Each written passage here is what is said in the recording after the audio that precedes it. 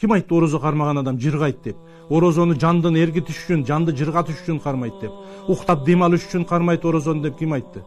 Орозо кармап жер чабың, орозо кармап эгин, кетмен чабың, орозо кармап бетон куюң, орозо кармап там салың.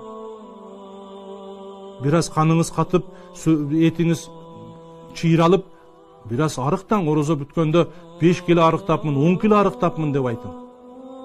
Ошондон кийин чыныгы орозо болот. Орозо кармаштык, риязат, кыйынчылык.